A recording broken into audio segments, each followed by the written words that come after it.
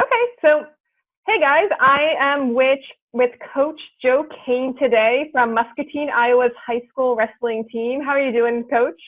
I'm doing good, thanks. Awesome. So I have been working with Coach Kane's team and kind of going through the Roman Protocol workshop for the last few months, and we're just here really quickly to chat about how that's been for his team and how everything's been going. Yep. Okay. So, Coach Kane, just to ask you a little bit about how long have you been involved in the wrestling community for? Um, I have been coaching for 12 years, and I competed in high school and college before that. Okay. No, very cool. So we're probably looking at, and I'm not going to put a specific number to it, but probably looking at about 20 years or so in that community then. Is that right? That's correct. Okay. Cool. And I know things have definitely changed in the last 10, 20 years, but prior to going through this program, what do you remember about those old school cutting techniques and what people and that your team members have done previously to make weight? Yeah, I've been involved with wrestling through a lot of changes the last 20 years. When I was a freshman in college, when I was a freshman in high school, it was still 12-hour weigh-ins. You'd weigh in at 6 a.m. and compete at 6 p.m. And you did not have to do a hydration test or a weight certification or follow a descent plan. So there was a lot more freedom to make a big cut and then have the recovery before performance. And I know the state of Iowa and most other states have adapted regulations to prevent massive weight cutting. We use 1 or 2 hour weigh-ins. All wrestlers have to pass a hydration test and a weight certification, and then follow the state mandated descent plan. And because of those things, wrestlers can't make the big cuts that they used to. I think there's more of a focus on nutrition and performance, and wrestlers are wrestling closer to their natural weight, but also if they have to, manage their weight or hold their weight down a little bit, they have to do it the right way, or they really pay the price with these new regulations. I think it's a good thing. I think that it is changing the stigma on a sport that has to step on a scale. I think that it is teaching kids better nutrition habits for life that they can take on later after they're not wrestling anymore. Awesome. Yeah, no, I completely agree with that. And I know a lot of things have changed. I think since about 2007 is when those regulations came into play. Okay. And I'm kind of curious. So before working together, what methods would your kids use to mostly maintain their weight? I have been preaching the generalities, of some of the things that you taught us in more specifics. I think that some of them have been practicing them, or at least dancing around the corners of, good hydration and drinking good fluids like water and milk, and not being dehydrated while you're training. Also, just following a balanced diet, and if you are managing weight or cutting weight, to not be skipping meals. But I think that you've provided us a lot more of the science to it, a lot more specifics on things that our guys can follow. And I think that it's really brought us to a new level of understanding of why it's important to do it, and the right ways that are proven. I think that our guys are already seeing some results of making the ones that were already doing things right by just making a few little changes. And for the guys that had no idea what was going on, they've been learning some new things and trying to do things right. So I would say in general, we've had good practices, but we just haven't had the whole picture of why we should do things right, or how exactly to do them specifically.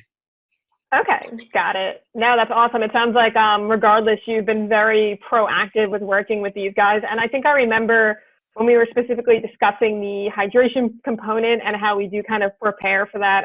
Correct me if I'm wrong. I think your team was actually really shocked at how much water they were supposed to be drinking. Is that right? Yes, that was the biggest shock of all, and something that they still talk about. And I have a couple guys that still struggle with that. They're not really even comfortable with that water intake, and a couple guys that want to maybe hold their weight down a little more than they should, or hold it down throughout the week, throughout training. And so I've been working with them to, push the hydration, and to, even if it appears that they're a little heavier on the scale or earlier in the week, that, being hydrated is a key to making all of this work. And yeah, they were shocked. Like they gasped when we started doing the math on how many fluid ounces they should be drinking a day. Yeah, no, and that's actually something I hear very, very commonly. So obviously with the rules and regulations that there are, it's a little harder, but from what I hear, for the most part, wrestlers are still trying to maintain their weight for the most part by underhydrating, or again, skipping those meals like we were talking about. So it's almost counterintuitive, I think, to tell people that they have to drink X amount to actually make their weight. And there's definitely a little bit of faith in the process. So kind of exactly like you said, when kids get nervous, sometimes it's a little hard to push them towards what they need to be doing. But exactly like you said, I think once they start seeing those results and what it does, then it kind of changes their whole mindset. Yeah. And, I have a freshman that comes to mind that has, expressed that he's been so nervous to miss weight that he wanted to, it really ensure. And so that's why he was holding it under more than he needed to. And so, now that he's had a few weigh-ins, now that he's started to practice the Roman protocol a little bit more, he's learning that it's okay if he tips the scale a little heavier earlier in the week, because it's just water weight. Okay, no, very cool. And since you guys have sort of been implementing this process, and by the way, I have to say big kudos to your team, because as much as I think learning this process is awesome for people, it's not a magic pill. You don't just snap your fingers and get it to work. I know from what you've said that your team has been extremely dedicated in embracing this almost since day one. So I think a lot of how successful they've been really comes to play with them working as a team, and kind of you pushing and being proactive with the strategy and these protocols. So definitely awesome job there. Yeah. I have a real good attitude on the team right now, and they're open to the suggestions that we've put before them. They're open to these new ideas. They're open to trying things that might help them get better. And I have a real good group of leaders that is kind of creating that attitude for the whole team. And it's been nice. I think that, some of my more advanced kids or better kids are really following that Roman protocol and seeing that they feel better on their competition days. And, some of my beginners are simply just being more nutritious. Okay, no, very cool. And so I'm curious, what kind of differences have you seen in the training room and kind of during their performance on the mat during competitions for those of them that have started doing this process? Well, I think that because they are trying to put the right things in their body and, be more nutritious, and because they are monitoring their portions better and spreading their meals out throughout the day instead of, one big crashed meal or something like that. And because they have been trying to practice better hydration, I've seen improved training. I think that their energy levels in practice are higher. I think their focus, when we're talking about technique, is better, especially after a long school day. To get them to focus in on either drilling skills that we've gone over a million times, and they need to continue to just hit those reps, or if we're learning new things that can sometimes be difficult to understand until you get the feel. And so I've seen higher energy levels and improved focus during our training. I think that during our competitions, our guys are wrestling really good. I think it's I think there's a lot of good things going on with our program, and these nutrition workshops have been one of those key parts. And I do think that, I see what they're bringing to eat after weigh-ins. I see them, rehydrating and refueling during the day at the tournaments. And in those later matches when maybe the competition's wearing down a little bit, I still see our guys going stronger. Okay, awesome. Yeah, I know burnout in the third period, something that a lot of kids experience. I know that's kind of one of the biggest issues that goes on between winning a match or not. So it sounds like that they are fueled 100% from beginning to end, as opposed to these kids that are doing it the wrong way and then dehydrating and getting on the mat and just having nothing left in the tank at that point. Yes. Definitely. And, and it's not always about a weight cut or holding your weight down. I have a couple of my best kids at the same weight at 152. And so one of them's wrestling up at 160. So he's been having to increase calories and trying to grow into a weight so that he can be in the varsity lineup. And he's having a great season and starting to see himself as a 160 pounder. But that's also, another side of it, with our sport and trying to fit in the lineup. And so, with a kid trying to eat more, not being sluggish as well, still being, light on his feet and still being athletic and still being able to, wrestle hard in the third period. Yeah. I think that's something that maybe I personally don't even touch on enough, is kind of the opposite end. So while we're always focusing on maintaining weight and unfortunately the cutting aspect, because that is a very real part of wrestling, regardless of if we want it to be or not, there definitely is a need for kids that fit in the opposite spectrum, where they are trying to gain and they need to do it in the right way so that they're not just putting on body fat, they're getting that lean mass and they're getting stronger as they do it, for sure. Yes. Okay, very cool. And just curious, does this process, so does the Roman protocol and the nutrition blueprint workshops that we've gone through, does it seem like something that your team will be able to use for the rest of their wrestling career? Yes, I think so. I think that the way you explained it and the way that we are beginning to understand it, I think that it is something that they are buying into, and I think they'll continue to use it for their wrestling careers. I think that they are seeing the results and understanding that this does work well.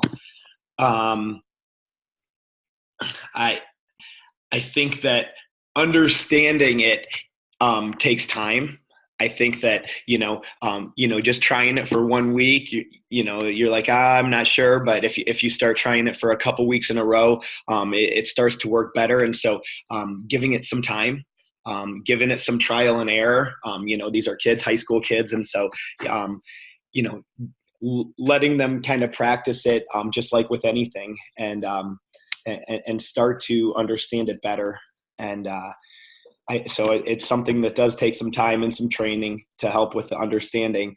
And also, I think that in your workshop, you made a point about not having this as long-term nutrition if you're not cutting weight, because it doesn't necessarily include all the nutrients that you would need for a balanced diet year round. But, while you're in competition phase or while you're weighing in, that it's a really good way to do that. And so understanding the rhyme and the reason and the time and the place for when it's appropriate, I think is important for our kids to understand too.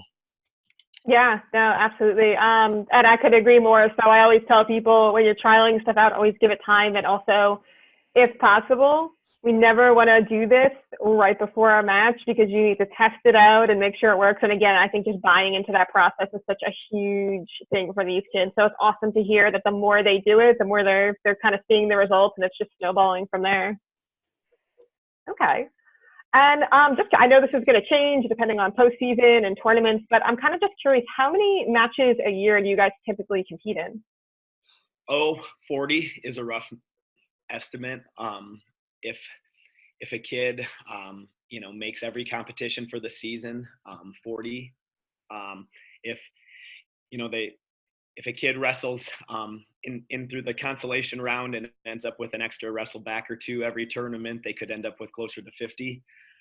I try to cap it at that, though. I think that um, it's a brutal sport, and there's always risks that you take, and so with the length of our season, I think 40 is pretty good. Then there's other kids that might only be getting 20 or 30 matches. On that lower end, though, then you start to look at the ratio of practices to competitions, and you want your kids to be rewarded with the chance to perform and the chance to compete. And so I push for everybody to get at least 20 matches throughout the season. Okay. At least those that are practicing. Yeah, no, for sure. All right, so it sounds like on average then each wrestler is looking at about 100 to 200 matches throughout their high school career then. Does that sound about right? Yep. Okay. So kind of just putting this into perspective, so that's 100 to 200 matches that they now don't have to use these old school approaches for throughout their career, and that they can use this process and be stronger and kind of be healthier. So how do you think that's going to affect them? I think that it's probably nothing but a net positive. I think that they will continue to train better and perform better. I think that, and like we just previously said, practice makes perfect. And so if these guys start using it for year 2, year 3, but by the time they're seniors, and it's just kind of the way we do things instead of the new trial that we're testing out at, if it just becomes the way we do things, and the older guys are teaching the younger guys, and the coaches are preaching this, and the parents support it and follow through at home, I think that it'll change the perception of our sport. It'll change the culture and the attitudes going around. I think that it will make it cutting weight is miserable. And I think that, for guys that are managing their weight, I think that it will allow them to enjoy the sport more. And so I think that there's going to be a lot of good things coming from this. Okay, awesome. Very cool. And I always like to be very real with people. Again, this process is not a magic pill. It's not something that you kind of just snap your fingers and do. Do you see any kind of negatives or cons, or maybe something that might be cautionary that you'd at least want to tell your wrestlers about before they start going through this process?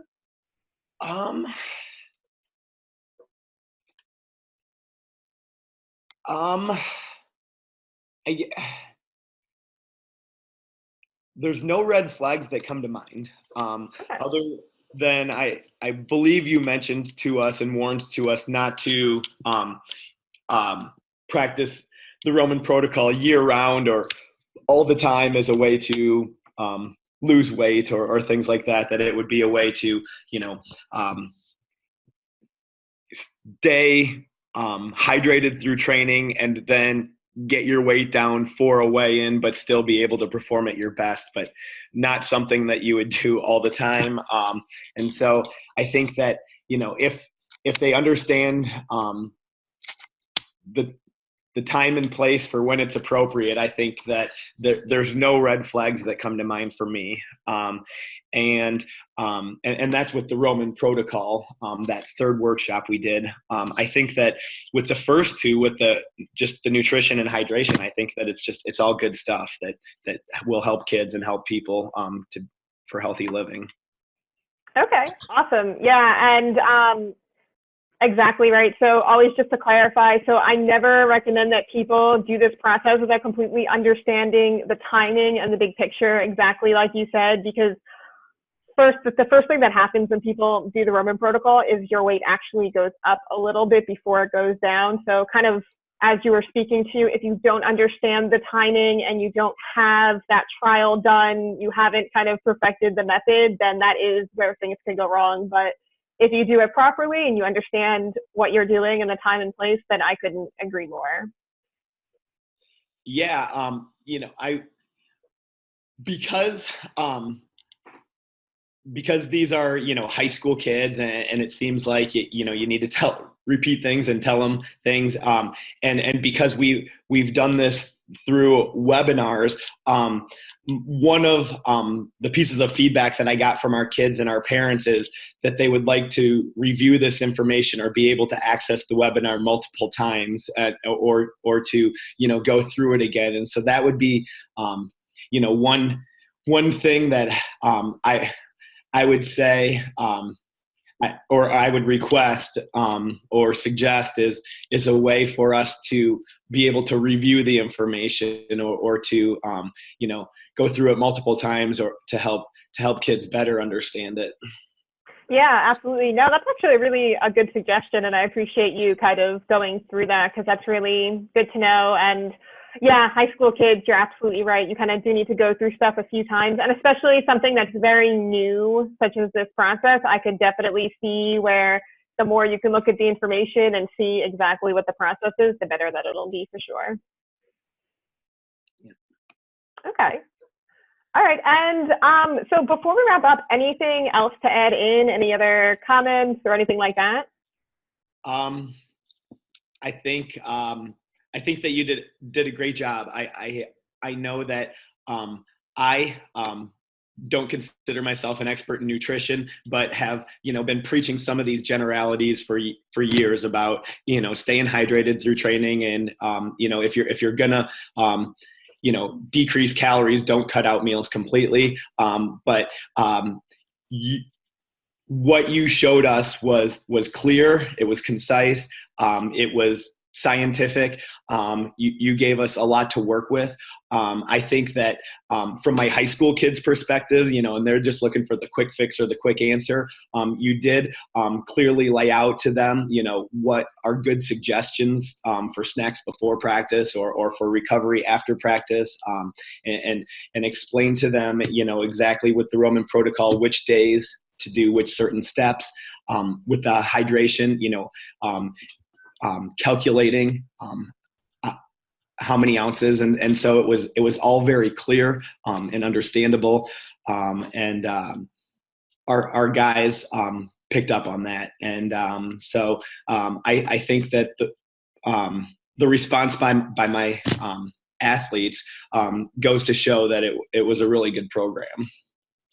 Awesome. No, that's great to hear. And it was great, honestly, working with them. So thank you so much, Coach Kane. It was really great working with your team, and I'm actually really excited to see all of the progress they make throughout the season. So definitely keep me updated, and we'll be in touch to make sure that they're getting where they need to be. All right. Sounds good. Thanks, Jackie. All right. Thanks so much.